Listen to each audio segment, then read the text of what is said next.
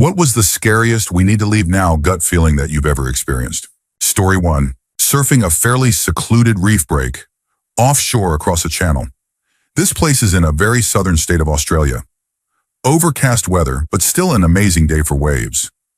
I was surfing with only one other guy. We were trading waves and getting to know each other in between sets. I asked what he did for a living, and he said he was a marine biologist. We'd both recently moved to the area and were new to surfing it as well. Despite it being extremely good surf, after 40 minutes he said, "I don't like this. Something feels off. I feel like I'm being watched. Like I'm bait." I didn't want to leave, as it was excellent surf, but this guy was a marine biologist, so I took his instinct as a sign to play it safe. We paddled back across the deep channel together as quickly as we could, without panicking, and walked the 15-minute trek back to the car park, talking casually the whole way. I got his mobile number for future surfs together, given how small town it is here, and not knowing anyone. We noticed a 15-foot inflatable boat pull up near the reef and hang around for a bit, but didn't think much of it. Later that night, while looking at my social media, I read about 3 fishermen who had been at the same location we were that morning, at the same time. As they pulled up to check their cray pots on the beach side of the reef, they were circled twice by a great white shark that was as big as their boat. That guy most likely saved me from a terrifying experience that day. I messaged him with the link to the Facebook page with the comments about what had happened. I had chills running through my body for a good 20 minutes. He was adamant that he felt the presence of something, and he was right. Story 2. Viewing a flat that didn't exist. Not my story, but one my mum told me from her 20s when she was living and working in London, UK. I'll do my best to retell it. Also, I'm dyslexic, so apologies in advance for grammar. This story always gives me the creeps when I think about it. So back in her 20s, my mum was living in London and looking to move into a slightly bigger place. She'd found a really good price for a flat slightly outside the area she was hoping for. She called the agent to book a viewing, and that's when things turned odd. The person booking the viewing started asking strange requests and questions, such as to bring her passport, her age, race, and physical appearance. He asked whether she would be coming alone, and if she had a car or would be taking the bus. He was very persistent that she should arrive by bus, explaining that it was a straight road down from the bus stop to the apartment block. Obviously quite unnerved by this call, but still interested, because the flat looked ideal, she and my dad, who were dating at the time, decided to check the exterior and surrounding area. The day before the viewing, they drove there, first passing the bus stop he had told her to arrive via. From the bus stop, there was about 150 to 200 meters of derelict wasteland that she would have to walk past to get to the flat. And standing at the end of the street, where this apartment block was supposed to be, was a huge abandoned building. Smashed, broken windows, graffiti, no entry signs, the works. Definitely nothing inhabitable in sight. Still, when she tells this story today, you can see how much it, rightfully, shook her. Of course, she didn't go to the viewing, but she did inform the police, advising them of the planned time and place. From what she saw and from following up with them, they didn't seem to take this tip seriously, and little was done. A couple of years later, while in a pub with some friends, she got chatting with a guy she had just met through mutual friends that night. He was in the police, and through conversation, her story came up. He said that the area at the time of her viewing had a major human trafficking issue. Still gives me chills. Story 3. When I was about 8, in 1985, an old El Camino pulled up alongside my friend and me, with a man saying he knew my mom. He did know her name, but something felt off, so I grabbed my friend and ran. When we told my mom, she went pale and called the police. Turns out this guy thought my mom had taken his job at the steel mill she worked at during that time and wanted to hurt her. He already had a warrant out for nearly hurting his wife that same morning. When I was 16, my mom had a terrible feeling about an outing some friends and I were planning. In hindsight, it was a bad idea to go anyway, but I did. Long story short, there was a car accident. My 2 best friends passed away, and I nearly did too. It'll be 30 years this November, and I still regret getting in that car every day. My friends might still be alive if I hadn't. My mom had that mama instinct. She still does. More recently, I was at our other house in the countryside with my oldest son, his wife, and their kids. There was a break in the storms, and my son decided to go home instead of staying the night. I was filled with dread at the thought of them driving home so late, since we were dealing with intermittent but severe storms. I was so overwhelmed that I started crying and begging them not to leave. Thankfully, they agreed.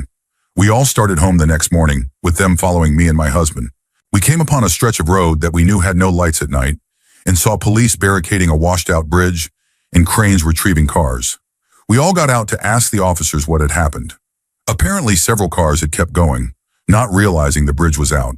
The lone survivor in the first car had told police they went off the bridge around 9:30 p.m. That's about the time my son had wanted to leave. My husband just looked at me, and my son hugged me extra tight because he knew what could have happened. Story 4. After graduating undergrad, I was working as a caseworker for individuals with developmental disabilities and got assigned a new case involving a young man with autism and severe behavioral concerns. I met him at his grandmother's house, as she had custody of him since his parents weren't around. I believe his mother was in prison. The young man was probably about 6'0" and weighed around 250 pounds, but had the developmental capacity of a 5-year-old with a very quick temper.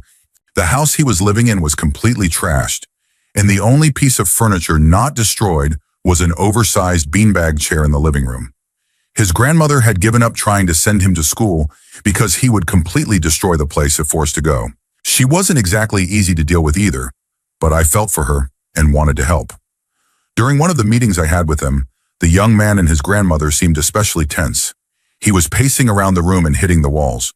After about an hour of trying to make progress and realizing it just wasn't going to happen that day, which happens in this line of work, I decided to end the visit. The young man was becoming more and more agitated. His grandmother was annoyed that I'd have to come back again, but we scheduled for about a week out, and I left my business card with a reminder of the appointment. I left town to return to my home state for a few days. When I got back, I was called into my supervisor's office. Apparently, the night I left, the young man had a complete breakdown and harmed his grandmother fatally. No one noticed until he came wandering outside after a day or two, covered in blood. I probably missed it all by less than 3 hours. Story 5. My little sister and I went camping in the woods very close to our house when we were kids.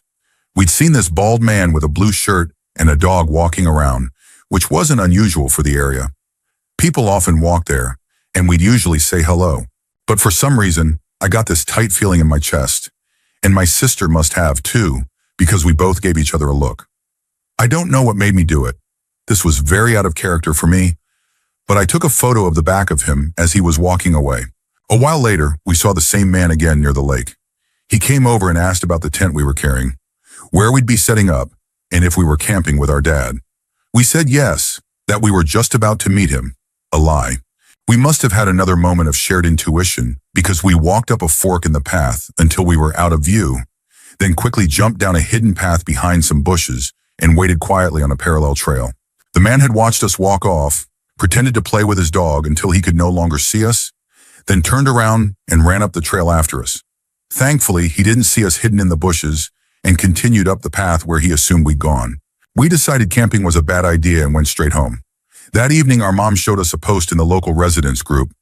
It was a photo of the same bald man trying to break into someone's house. Apparently, he had been walking around trying front doors and claimed to be a repairman when confronted. I really don't want to imagine what his actual intentions were, but we were very lucky that my sister and I knew those woods well enough to find a hidden path to avoid him. Story 6. I was around 10 or 11 years old and had been invited to a sleepover. My mom didn't really like me going to those because I'd usually end up staying up way too late and then being cranky the whole next day. When she dropped me off, she gave me her usual reminder. Just remember, if you want to leave, I will come get you. It doesn't matter what time it is, just call me. The sleepover itself was the usual routine. We watched a movie, gossiped, prank called some boys, this being before cell phones and caller ID, broke out the Ouija board, etc. It turned out the girl hosting the sleepover had an older brother, high school age, who also had a few friends over. I remember them standing in the doorway of the rec room watching us, and something about them made my blood run cold. I just thought, I'm going to go home. I went upstairs and asked to use the phone, saying I wasn't feeling well and needed to leave. Her mom initially told me no, and even mocked me a bit for being a baby, but I kept insisting that I needed to call my mom. I still remember the strong feeling that I had to leave. Eventually, I was allowed to use the phone. My mom came to get me, and we stopped by Dairy Queen on the way home. My mom was always cool like that. I still remember the massive relief I felt when she pulled up and I got into the car. Years later, I found out that the brother and/or his friends had inappropriately touched some of the girls at the sleepover while they were asleep. No one reported it at the time, and it took years for the girls to compare stories and realize they weren't alone. I feel awful that happened to them, but I'm still glad I listened to my instincts and got out of there. Story 7. Back in 2019, my husband, our two girls aged 6 and 9, and I were on a road trip in the South. We had booked an apartment in Atlanta through Airbnb without knowing anything about the neighborhood. It turned out to be bad, really sketchy, with a lot of unsettling people hanging around. We went into the apartment, and immediately my 6-year-old said, "I don't like it here." The door didn't lock properly. The beds were dirty, there was rotting food in the fridge, and the bathroom looked like it hadn't been cleaned in ages. My husband called the owner, who was furious and refused to give us a refund. To de-escalate the situation, my husband offered not to leave a negative review if we could just get our money back. The owner agreed, but asked us to wait for him so they could talk about it in person. As soon as he hung up, I told my husband that we needed to leave now. We rushed to the car, and as we pulled out of the parking garage, we saw the owner driving up with 4 friends. He didn't see us, and we bolted out of there. We ended up at a hotel on the 14th floor. Didn't even feel safe at street level. Story 8. I was 12 at the time, and my favorite thing in the world was spending the night at my grandma's house. We lived in a remote area, and my grandma lived closer to the nearest town. Thursday night was grandma's night. I felt something off one Thursday and asked my mom if I could stay home instead with her and my dad. They reluctantly agreed. I went home, watched some TV, and went to bed. My bedroom was next to the living room. I wasn't really asleep when I heard my mom keep saying my dad's name over and over with a hint of panic. I peeked into the living room, and my dad was on the couch with his head tilted back, snoring loudly, which wasn't unusual. But my mom was beside him, shaking him and trying to wake him. She yelled at me to go back to bed. I didn't, obviously. I went to their bedroom to call 911. I told the dispatcher my dad was asleep and my mom couldn't wake him up. Eventually, the phone call went to the living room, and my mom talked to the dispatcher. They sent an ambulance to the middle of nowhere. My dad had taken a bottle of diazepam in an attempt to end his life. I remember sitting on the floor holding his hand and repeating over and over that I loved him. The ambulance came and took him to the hospital, lights and sirens all the way. We didn't know what had happened until a day or so later, and that's when our world changed. I'm very sure that if I hadn't called 911 that night, my dad wouldn't have made it. And it probably would have broken my mom too. And I still have no idea why I didn't want to go to my grandma's that night. I just had a feeling I needed to be home. Story 9. When I was in middle school, there were reports of a man driving around neighborhoods near our old elementary school trying to talk to girls and lure them into his car. We lived in one of those neighborhoods. One day after school, my friend and I were skateboarding when we saw a car matching the description following some younger girls we knew. We rode up to them and asked if everything was okay. The guy told us to go away, and the girls said he wouldn't leave them alone. We didn't take kindly to being told off, so we hopped off our boards and started hitting the side panels of his car. He screamed and sped off. We told our parents and a family friend, who was a detective at the time, what had happened and what we had done. Within 24 hours, the police had found his car because of the damage and arrested the guy. Story 10. I stopped by a friend's house to watch a ball game. He, his wife, and I were just relaxing when someone knocked on the door. It was the middle of the afternoon. He opened it, expecting others might come by. I heard him greeting someone. It was his brother, whom I had never met but had heard about. Very sketchy-looking guy. Rotted teeth, thin, long, greasy hair. My friend had told me he had a brother with a serious drug problem. They chatted about nothing in particular, and then the guy got a call on his cell. All he said to the caller was, "Not yet, I'll call you later." It seemed pretty clear that he had come to rob the place, and maybe worse. I looked at my friend, and it seemed like he had come to the same conclusion. Now my friend's wife is a no-nonsense woman, kind but athletic and tall. She had left the room to use the bathroom, or so she said. She came back in holding a handgun. I was thinking, what did I walk into? But calmly she said, "Ron, you're strung out and came here with bad intentions. You need to leave quietly, and if you get any ideas, Chris is sitting outside in his truck to make sure you go." Ron didn't say a word. He just turned and walked out the door. We heard his old pickup drive away quickly. Chris came inside and said, "He's gone." I don't think he's coming back. They asked me to leave so they could decide what to do. They had already called the police, who knew Ron well. The next morning, my buddy called me. The police had found Ron at the trailer park where he lived. He had been shot multiple times. They believed he had serious drug debts and had come to rob his brother. I told my friend I was sorry. He said, "Don't be." Story 11. When we were in our teens, my sister and I were walking our dog in our local forest area, very close to our childhood home. We were about to leave and had just clipped our dog back on the leash when a lady appeared out of nowhere and started chatting with us. She was odd. She told us her dog would love some socialization with our dog and asked if we could come back with her for 5 minutes. What I hadn't noticed, but my sister had, was that her dog was nowhere to be seen. The woman was almost herding us back toward the forest when, unbeknownst to me, my sister spotted a van out of the corner of her eye. I was still completely unaware at this point. Suddenly, my sister screamed, "Dad!" And to our luck, our dad had finished work and was now out on a run.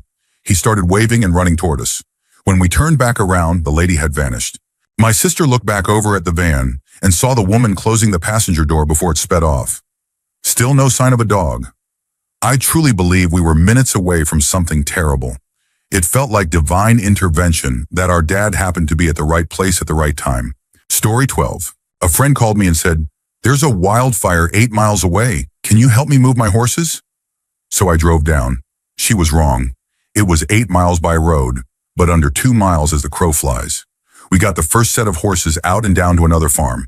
I was working on the second group when suddenly everything got quiet. It was as if the world paused for a moment. I looked at the horse, and it looked ready to bolt. I took a deep breath, and suddenly the noise returned. The wind was scorching, and the light changed. I told Sherry, the girl I was helping, "We gotta go now. No time to load the horses into the trailer. They're smart enough to survive." And I let them loose. We ran to the truck, and the barn was already on fire. Then we realized the fire had passed us and was now blocking the road. So we jumped out and ran to a small pond for the horses and dove in, hoping the fire wouldn't reach us. It was about 20 minutes of absolute chaos. It may have been longer. It felt endless, terrifying, blistering hot, and deafening. We were rescued by a water-dropping helicopter from the fire department. It landed in the field and pulled us in. We were extremely lucky. The truck was burned down to the frame. The horse Sherry let go sadly didn't make it. The one I let go survived but had burns. That's probably the scariest moment I've ever experienced. Story 13. My brother and I were kids playing hide and seek in the front yard of our house. My brother was 3 and I was 6. He was supposed to be counting and finding me, but he was taking forever, so I peeked around the side of the house to see what was taking so long. He had lost interest in the game and was standing near the front gate that led to the street. As I looked, a brown car pulled up with 2 men inside. I didn't recognize the car or the men. They both got out and started approaching my brother, asking him questions and moving closer. I remember feeling panicked. I had learned about stranger danger in school and knew something was very wrong. I ran around the side of the house, flew through the back door, and screamed, "Someone is trying to take Steve!" My dad didn't hesitate. He jumped up and ran through the front door. When the men saw my dad, they bolted and sped off. From that day on, we weren't allowed to play in the front yard anymore. It's one of the scariest memories I have from my childhood. Story 14. Does an "I need to go home now" feeling count? Because it wasn't me. It was my mom.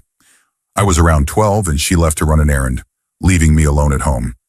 Not long after she left, the doorbell rang. This was strange because we lived on a hill with only 2 neighbors, and we didn't get random visitors. Thanks to some conveniently placed picture frames, I could see outside without being seen. I looked and saw a young man I didn't recognize. He was wearing a t-shirt and jeans, and something about him just felt off. So I stayed quiet and waited for him to leave. But he didn't. He lingered and started smoking. Again, this was an isolated hill. I was alone, and now I was getting nervous. I went and hid, planning to wait for my mom to come home, except she had just left and had a few errands to run. I couldn't reach the phone without being seen. As I was trying to figure out what to do, my mom came home. She ran inside and asked if I was okay. Apparently, she got a sudden urge to come home. Immediately. She hadn't even started her errands, but turned around and came straight back. She found the man still in our yard and asked him what he needed. He mumbled something vague about looking for someone, and my mom told him to leave. She said he was acting really strangely and made her feel uneasy. To this day, I have no idea what he wanted, or how my mom knew to come home. But I'm very, very thankful she did. Story 15. When I was a little boy back in the early 70s, we lived on a small hobby farm in central New Jersey. One night there was a huge storm with thunder and lightning. We were gathered in the family room when there was the loudest crack I'd ever heard in my short life, accompanied by a blinding flash of light. The power didn't go out, but the light bulb in the floor lamp next to the chair where my father had been sitting moments before exploded into hundreds of tiny shards. There was the acrid smell of an electrical fire, but it wasn't coming from the lamp. I asked my father, "Is the house on fire?" "Yes," he bellowed back at me. I started running for the door, but he grabbed my arm and yelled, "Don't move!" I was terrified and, in my 5-year-old mind, thought I was about to perish with my parents in a fire we could easily have run out of. I became hysterical. My dad released his hold on me, but my mom grabbed me as I again tried to run for a door. "I said stay put!" my dad shouted. I started sobbing that we were all going to die and yelled something back at my dad that he was going to get us all hurt. He didn't take it well. What I didn't understand at the time, and not until many years later, was that the house was clad in aluminum siding. My dad was an electrical engineer and understood that if the house had sustained a direct lightning strike, it would have become a huge capacitor that would discharge tens of thousands of volts through any watery, ion-filled human that contacted both the house and the wet ground just outside the door. As it turned out, the hit wasn't direct.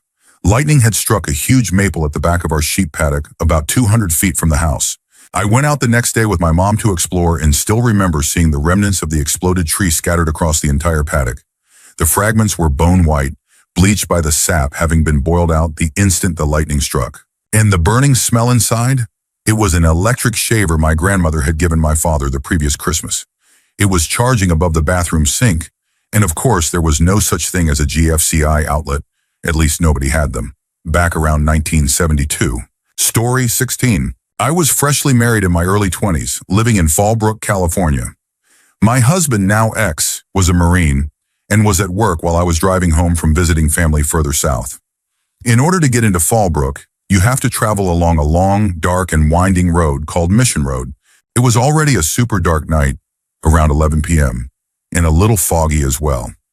I was slowing down and coming around a slight bend in the road when all of a sudden the hair on my neck stood up, and I felt incredibly anxious. About 5 seconds later, a young woman jumped out of the brush directly ahead of me, maybe 50 feet away, on the left-hand side of the road, waving her arms in the air and gesturing frantically for me to pull over. I swerved a bit to the right, slowing down even further, but I did not stop. She looked young, maybe early 20s or even late teens, and a little dirty, and I was immediately conflicted over whether to continue driving. But something told me not to stop under any circumstances. I got further up the road, slowed a little more, and dialed 911 with one shaky hand. The dispatcher said she'd send someone to check, but encouraged me not to feel bad. Apparently, there had already been calls about this girl over the last hour, and police had been unable to locate her during follow-ups. I heard a few weeks later about some carjacking and robbery attempts in the area. I was very relieved I trusted my instincts that night.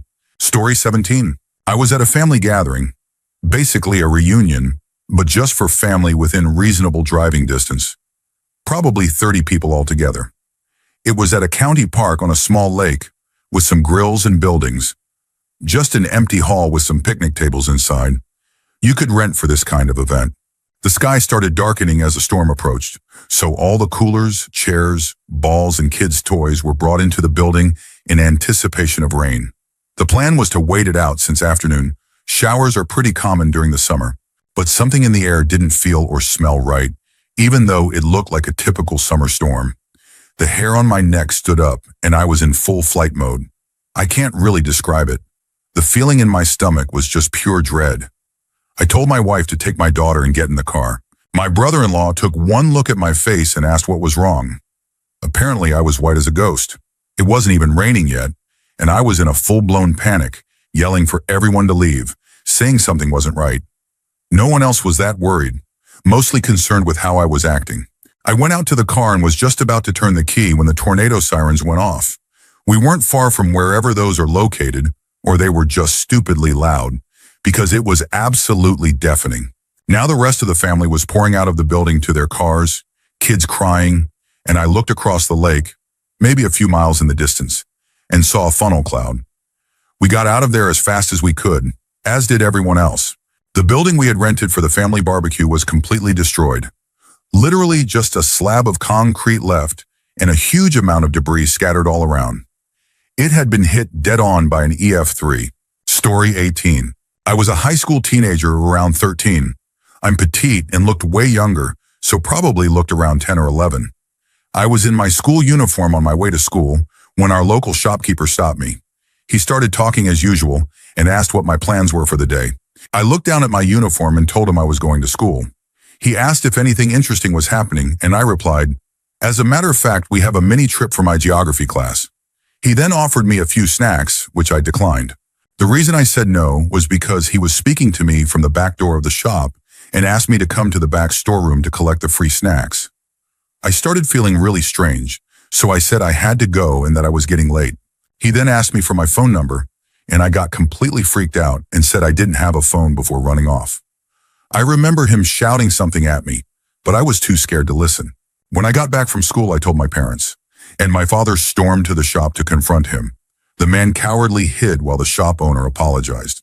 It made me wonder, if I had been a naive teenager and actually walked in for the free snacks, thinking he was being friendly, what would this grown man have done to me? Keep in mind, he looked like he was in his early 30s, and I was 13 in a school uniform, looking like a 10-year-old. I've had a few close calls as a young girl, but this one stood out the most. Story 19. I was an infantry platoon leader in Afghanistan. One night, we were on a foot patrol along the outskirts of a town where we were concerned about insurgent activity.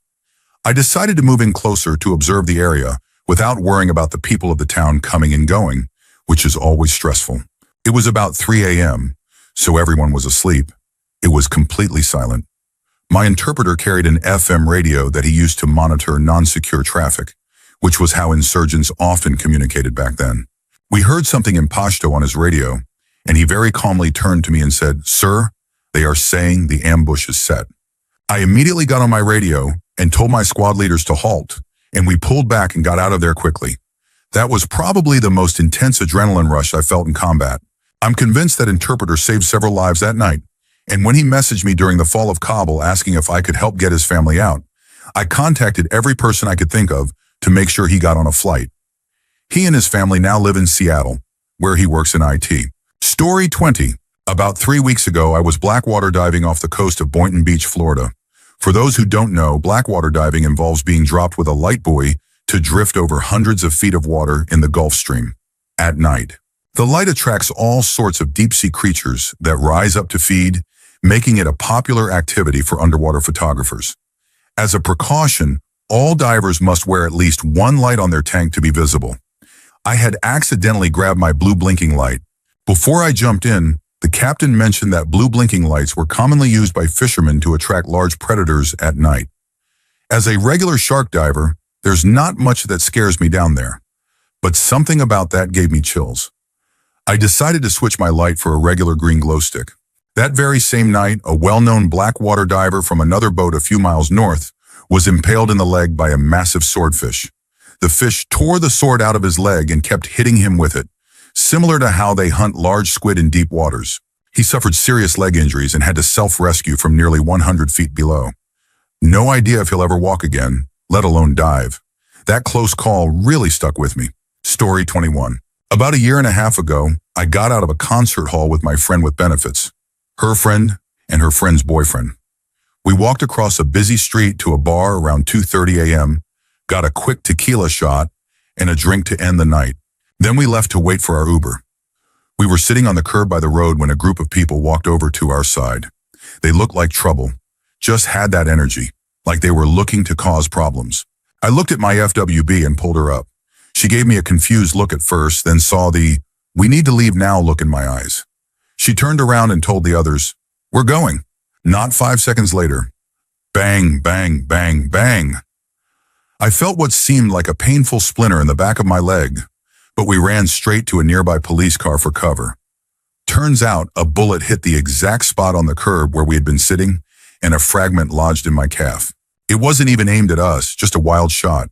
Tragically, someone lost their life that night. My gut instinct might have saved one of us from becoming collateral damage. The only reason I realized there was stone embedded in my leg and not just a pulled muscle was because an officer noticed blood running down and thought I'd been shot. A quick statement and ER visit to get a marble-sized shard of concrete removed, while absolutely exhausted and still buzzing from the night, and I was on my way home by 6 a.m. I didn't fully process what happened until I got home and thought, holy crap, I can't believe I'm alive right now. Story 22. I'm a teenage girl who worked at a restaurant pizza shop. I was harassed by these two men one weekend who were totally intoxicated, so they were kicked out. The following weekend, they returned and tried to sit next to me at the counter connected to the bar, but they couldn't, so they chose a table across from me and moved both their seats to stare directly at me. They would only order from my counter instead of our waitresses, stared at me constantly, made jokes about harming a girl, and just generally freaked me out. I ended up going to our upstairs employees-only section to fold boxes. I was up there alone, down a hallway where nobody would hear me. I started feeling sick to my stomach as I heard someone walking up the stairs and whispering. I closed the door, turned off my music, and texted my mom. The two men had followed me up there, then tried to go down the unlocked hallway. But another waitress noticed them bothering me and caught them trying to come after me. I just had this gut feeling when I heard them coming. She came down the hallway and told me to be quiet and hold our body weight against the door. We waited for them to leave while they stood there, waiting for me to come out before making some disturbing remarks and going back downstairs.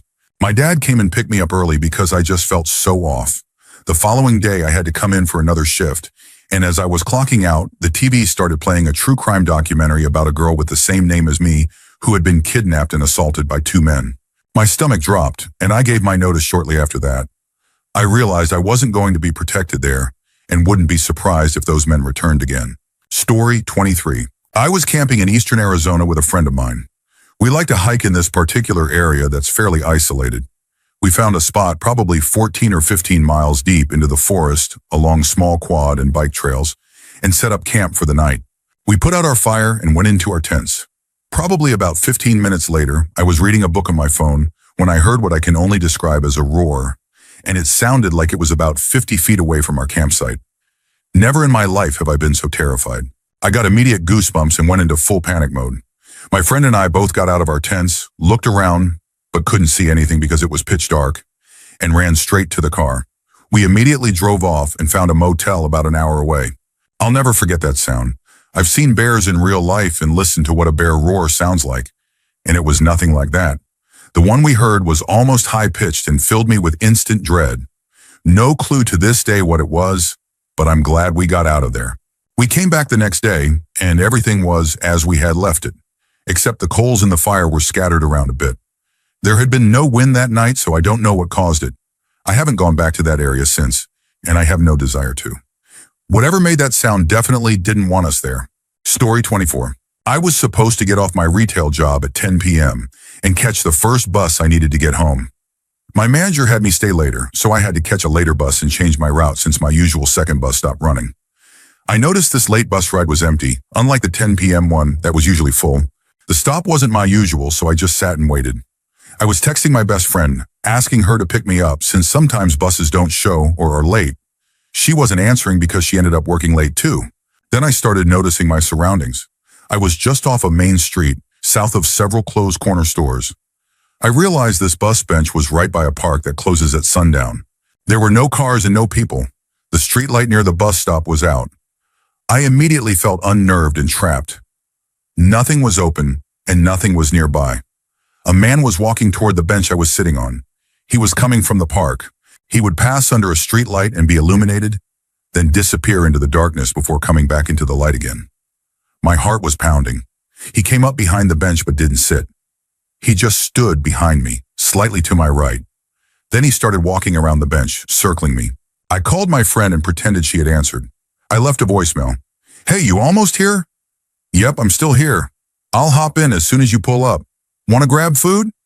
"Nah, we had fast food last week." The man kept circling me. I was too scared to look at his face. I hung up and put my phone away, then realized I had my box cutter in my bag. I pulled it out and started playing with it, pushing the blade in and out. He stopped circling me. I finally looked at him and stood up. He turned and walked away. My friend pulled up soon after. We drove past the man who was still walking aimlessly. I bought a car about a week later. From that point on, I always gave my coworkers a ride home if we worked late together and needed one. Story 25. My wife and I used to live in a rural exurb outside a large metropolitan area. We were on the interstate, about halfway between the city and our home, when my wife, who was 6 months pregnant, started having contractions. At the next off-ramp, I turned around and headed back toward the city, planning to go to the ER. I took the very first exit on the outskirts of the city. It was pretty desolate. The only thing on that two-lane road were a couple of rock quarries, which were empty after dark. There wasn't much light on that winter-darkened evening. I pulled into a gravel turnout just south of the off-ramp, came to a stop, leaving the engine running, and turned my full attention to my wife. A few minutes passed before my attention was pulled away by a car parked across the turnout, suddenly turning on their headlights with high beams. My wife grabbed my arm and said, "We've got to get out of here." And I was like, "Yeah." So I dropped it in gear and took off down the two-lane road toward the city. The other car gave chase for a while, but I floored it. I drove a Dodge Stratus. Eventually we got into civilization, and the other car turned around and left. We spent the night in the hospital, narrowly avoiding the premature birth of my son. He's 17 now. We guessed that I hadn't noticed my headlights were shining on some kind of suspicious activity, possibly a drug handoff, because I was focused on my wife, and it angered whoever was there. But who knows? You never really know, and danger can be anywhere. Story 26. When I was looking for a new place to rent a few years back, I found a spot not far from the house I was moving out of. To my surprise, when the front door opened, it was someone I recognized from school. They were a few years younger than me, which mildly bothered me, but not enough to walk away. The strange part was that they didn't remember me at all. As we were talking, I started to feel this creeping sense of danger. I couldn't explain it. Everything the guy was saying sounded reasonable, and the price for the room was about average for the time. But something about him was very unsettling. He was extremely thin, and normally I wouldn't feel threatened by someone with his build. But something about him was setting off alarm bells in my head. It peaked when I was being shown the room and had my back to him. I could almost feel his eyes boring into the back of my head. I kept a polite facade but left shortly after, claiming I had a few more places to look at that day. About 18 months later, I was driving past that same house and saw police tape all over it. I tried to find out what had happened online but couldn't find anything. To this day, I hesitate to call out to people I remember from back then. That memory serves as a reminder that many years have passed, and I have no idea what some of them are like now. Story 27. My ex had been planning to have me harmed and make it look like a home invasion. His behavior had shifted in a very strange way the week before. I found out later that he had gotten another woman pregnant behind my back and had planned to move her in and have my kids taken into state custody. Their father had already passed away. He wanted to collect my life insurance. That morning, I got up right after he left for work, got dressed in the first clothes I could grab, woke up my kids and told them we had to leave. I told them not to ask questions, just that we needed to go. The door that led from our garage into the house was always religiously kept locked. That night, it had been left unlocked. In the weeks leading up to this, our security alarm had been bypassed, and he tried to blame my oldest son, even though my son didn't even know how to do that kind of thing. My ex had taught someone else how to disable it. Story 28. I was riding my horse in our outdoor arena, along with a friend on our horse. Suddenly, both of our horses froze and looked out toward one of the hayfields, which is surrounded by a forest preserve. We could see a huge animal walking casually toward a small group of trees in the middle of the field. I have 7 German shepherds, so at first I thought it might be one of my dogs. But it wasn't walking like a dog. Plus, our horses are used to dogs. They wouldn't be this afraid. I pulled my phone out and zoomed in on the animal. It was a mountain lion in Wisconsin. Our horses were just frozen, staring at it, but they were also trembling. I've never seen my horse so scared. I didn't really know what to do, because I thought if we rode back to the barn, the mountain lion might chase us. The barn was behind us, but our horses wouldn't turn their backs to it. So we backed our horses up until they were willing to turn around, then rode the horses straight into the barn and shut the doors. We called the Department of Natural Resources, sent them the video, and they came out and were actually able to tranquilize the mountain lion and relocate her. Apparently, that specific mountain lion was already known for being too comfortable around humans, and she liked to roam. I'm very grateful she didn't harm any of our animals, but it was an experience that scared me in a way I've never felt before. Story 29. I was at a party at my then best friend's house. She lived with her brother and another close friend of theirs. They invited a good number of people, around 50, but they were all people that we knew. It was a lot of fun. People were outside playing games or inside mingling, making food, etc. A few hours later, I came into the house after playing a few rounds of beer pong and cornhole outside. At a quick glance, I remember thinking, wow, it's packed in here. Then I realized, I don't recognize anyone in this house anymore. I walked around the house a little more, trying to find anyone I knew, and came up completely empty. I had an awful feeling that if I stayed, something bad was going to happen. I managed to find my best friend, told her I was heading home, gave her a hug, grabbed my keys from her bedroom, and walked to my car. 5 minutes into driving home, my phone started blowing up. I stupidly assumed I was being asked to make a beer run for everyone, so I ignored it, made it home, and went to bed. The next morning, my phone rang again, and I picked up this time. Turns out, right after I left, a huge group of people no one recognized had shown up and started breaking windows and throwing bottles. My best friend, her boyfriend, her brother, a 6'7", 350-pound guy, and their roommate tried to calm everyone down and ask the strangers to leave. They weren't having it. Among the group of strangers was a group of girls, I'm assuming girlfriends or acquaintances, who grabbed my best friend by the hair, dragged her into the front yard, and attacked her. Her boyfriend tried to run out to help, but the men grabbed him and tried to beat him up too. Her brother grabbed two of the attackers off her boyfriend and threw them into some rocks.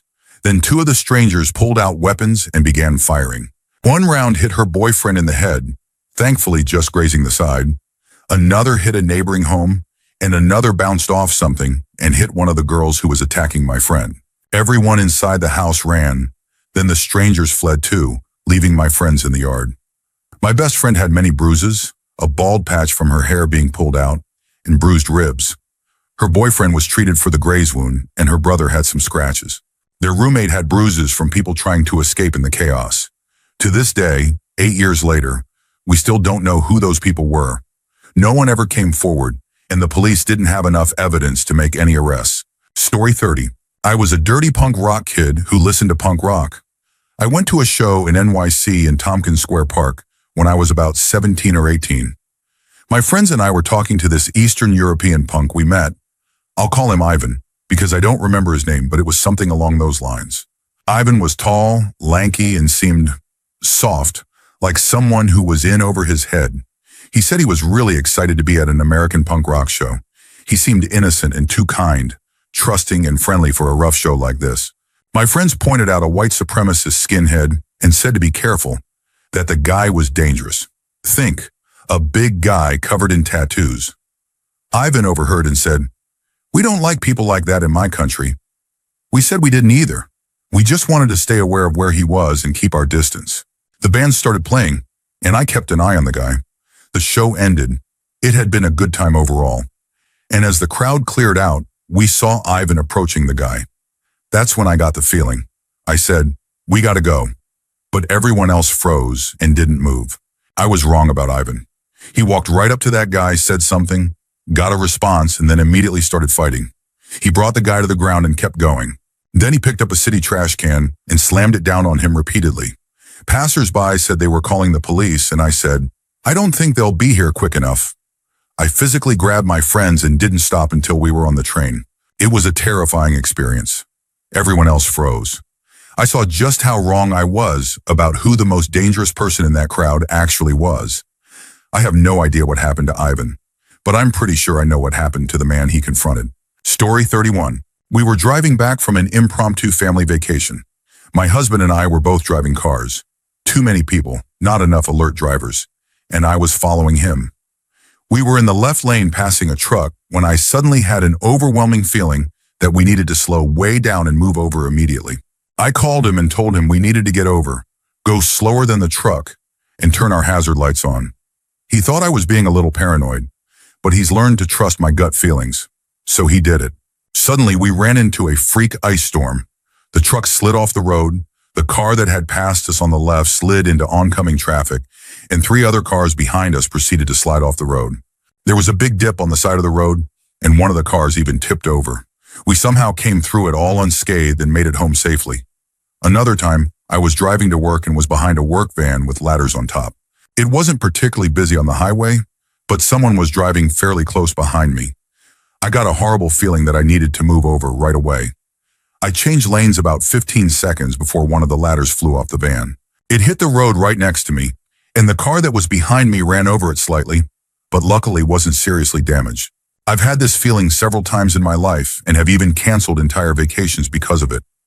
I don't know if anything would have happened on those other occasions, but I truly believe I've avoided some serious trouble thanks to it. Story 32. I was walking in Miami during the daytime with two friends. I was 19 at the time. It's important to note that both of them are small in stature. We were stopped by a guy who tried to ask me out for a drink. Fine, it happens. I declined, but he became very insistent. He had a strange, intense look in his eyes, and when he shook all of our hands, his grip was uncomfortably strong. The whole interaction felt off. It wasn't just regular catcalling. He stared at all of us and said, "All of you look interesting, especially her," while pointing at me. We were finally able to walk away and kept moving, but something about it made all the hairs on our necks stand up. A couple of hours later, we had decided to stick to a more crowded area. We came back to my car, and there was another man circling it with a cigarette in his mouth, checking out the tires. We waited from a distance until he walked away, then rushed into the car and left. We had originally planned to go to the beach that day, but after everything, the mall felt like a safer option. About a week later, I saw a post warning that Miami had seen a recent influx in human trafficking activity, and people were being told to stay alert. Turns out we were unknowingly in the middle of one of the districts affected that day. Story 33.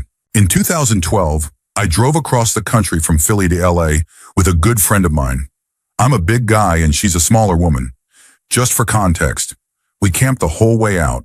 The plan was to get to LA, drop her off at her new apartment, and then I'd fly home. She couldn't move in until Wednesday morning, and we arrived outside of LA on Tuesday evening. We didn't have money for hotels, so we decided to camp in Angeles National Forest. I don't know why, but I had a weird feeling about camping that close to a major city. The vibe felt off, but we got there, set up before dark, and ate dinner. My friend asked, "If you could see any animal tonight, what would you want to see?" And I swear I said, "Not a person." When we arrived, there was only one other campsite in the area, around the bend from us. We saw the guy camping there. Anyway, we went to sleep. At some point in the night, I woke up. There was a flashlight shining around our tent. I figured another camper had arrived after we fell asleep. Then I heard a man's voice, clear as day, right outside the tent. "Who's in there? Who's in that tent?" My friend woke up too and said, "Hello?" So I knew I wasn't imagining it. We both called out, asking who it was, but got no answer. We didn't hear footsteps walking away or see the flashlight again. I started panicking. Why would someone come up to our tent in the middle of the night?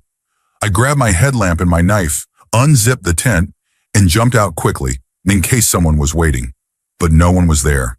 I looked everywhere, nothing. No other campsites in sight. My friend said we should try to go back to sleep, but I was too freaked out.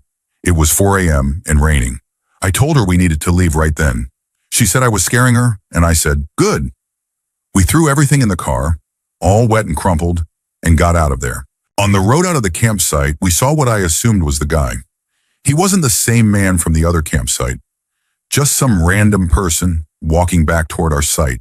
I cracked the window as we passed and said, "Dude, what the heck?" All he said was, "Sorry for freaking you guys out," and kept walking back in the direction we had just left. We booked it to Santa Monica because we had no idea what else to do.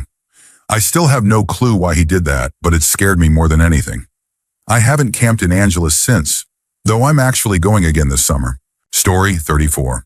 I woke up on a day I had planned to go out with some friends to a party, sheer event for some daytime drinks with a truly horrible feeling in my stomach. I couldn't shake it, and I even told my dad about it before I left. I had been looking forward to the event for weeks, even bought a whole new outfit, including shoes. But suddenly I was hearing this voice in my head telling me not to go. I almost hoped something would happen on the way there, just to give me a reason to turn back. But there was no rational explanation for my fear. It was my day off, I was going to see good friends, and everything should have felt perfect. So I brushed it off as some kind of strange anxiety overlap and made a mental note to talk to my doctor if it ever happened again. Once I arrived and started drinking, the feeling went away, but so did my memory of the entire day. The next thing I remember is coming to about 12 hours later and realizing I had been drugged and assaulted. Story 35. When I was about 16, my best friend and I used to hang out at a coffee shop before we went to a class we were taking together at a local college. There was a guy in our class, around 17 or 18. We'd make small talk, but something about him made my bones feel cold. My friend kept saying we should invite him to the coffee shop with us, but I kept making excuses. Eventually, she invited him to meet up with us and a few other friends, but I couldn't shake the sense of danger I felt around him. The guys in our group all said he gave off creepy vibes, but most of the girls thought he was cute, so they didn't agree. I started getting up and leaving whenever I saw him after that. About a month later, he walked into the coffee shop with this intense, fixed grin on his face. He looked absolutely terrifying and kept letting out small laughs. He came up to our group and said he was paying for everyone's food and drinks because today is a magical day. I was really unsettled, so I made an excuse, left, and went home. The next day, his photo was in the newspaper. It was a selfie. Him grinning and pointing at the police station behind him. Right after he had lunch and a drink with my friend group, he walked over to the police station and turned himself in. That morning, he had taken the lives of both his parents. Story 36. I was 22, had just split from the father of my kids, and had spent the day visiting family. When the kids and I got home, the house was dark. I parked the car in the garage and left my two youngest in their car seats while I quickly ran inside to use the bathroom. I sent my oldest upstairs. The living room, kitchen, and bedrooms were all on the second floor of this old beach house, to turn on the lights and get into pajamas. As I walked through the hall downstairs, rushing to the bathroom, I sat in the dark and suddenly smelled cigarettes. All the windows were shut. I looked around, trying to figure out where the smell was coming from. I peeked around the corner and saw that the door to the yard was open, and there was a burning cigarette on the floor. That's when I knew someone was in my house. I didn't know where exactly, and I had just sent my kid upstairs into the dark alone. I ran like lightning to the stairs and shouted, "Get down here now!" The silence that followed made my blood run cold. I didn't know whether to run upstairs or back to the car to protect the other kids. After a moment, my oldest came racing downstairs and we all got into the car and locked the doors. I called the police, and within minutes, 7 police cars showed up, armed with riot gear. It turned out my ex had broken in while we were gone and left the door open. A homeless person had entered afterward. The house was completely trashed, everything damaged. My son had taken a while to come downstairs because he saw the mess and didn't know what had happened. We moved out the next day. Story 37. I've had a few experiences over the years. One that stands out was when I was in the woods with my 1-year-old, picking up pine cones. It was about 4 p.m. on a summer day, still light and warm. Suddenly, this overwhelming feeling of dread, fear, and being watched came over me. I scooped him up and ran. The next day, a local mother posted in our community Facebook group that she and her 2 young daughters had been aggressively approached by someone in the woods. That encounter haunted me. Another time, I was heavily pregnant and had attended a hen party just for the dinner portion before planning to head home. I was about to call a taxi when the bride insisted that the limo she'd rented should drop me off. I thought it would be a fun surprise for my husband to see me come home in a limo, so I agreed. The driver seemed fine, chatty and polite, but as we were heading home, he started detouring toward the docks, eventually pulling into a very sketchy-looking parking area. He didn't say a word. I immediately called my husband and very loudly told him where I was and that I'd be home in 10 minutes. The driver then made some excuse about needing to pick something up from a friend, disappeared for 5 minutes, and then drove me home. I'm convinced he had bad intentions. To this day, the regret, fear, and feeling of being completely vulnerable still linger. Ladies, we are never fully safe. Never assume you are. Story 38. My husband, child, and I live out in the middle of nowhere on a plot of land that's about 100 acres. I'd say probably 95 of those acres are wilderness, with ATV and hiking trails that we, and several previous owners, created by exploring. We use that land for camping, hiking, and hunting. We like to find a spot, clear it a bit, and camp overnight. There's so much space that we've never stayed in the same place twice. We've seen some kill sites, both old and fresh, lots of animal tracks, places where deer bed down, etc. I've even spent a lot of time hiking solo while the kid is at school and my husband is at work. Whether alone or with the family, we always carry a firearm for protection. A few weeks ago, we decided to load up our camping gear and start a new trail. We mark the trails we create with spray paint on trees. We were pretty far into the woods, having hiked for almost an hour, when the atmosphere suddenly changed. I'm not sure who noticed it first, but my husband, who was leading the 3 of us, turned around and gave me a concerned look. The birds had stopped chirping, the insects were quiet. There were no sounds around us. In the woods, complete silence is rarely a good sign. We continued on, hyper-aware of our surroundings, while our kid happily kept talking. We came to a stream that marks the midway point of our property. We stopped for a few minutes, my husband and I locked in a silent stare. We both felt something was wrong, but didn't want to scare our daughter. I finally broke the silence and said I suddenly didn't feel well and that we should head home. My husband nodded in agreement while our daughter protested. "Too bad, kiddo." We turned around and started back. After going a few hundred yards, still in that eerie silence, I looked to my right and saw someone crouched down in a ghillie suit, about 150 feet off our trail. I'm positive they saw that I noticed them, but they never moved. I cleared my throat to get my husband's attention, and when he looked back, I placed my hand on the gun in the holster on my hip. That prompted him to adjust his rifle.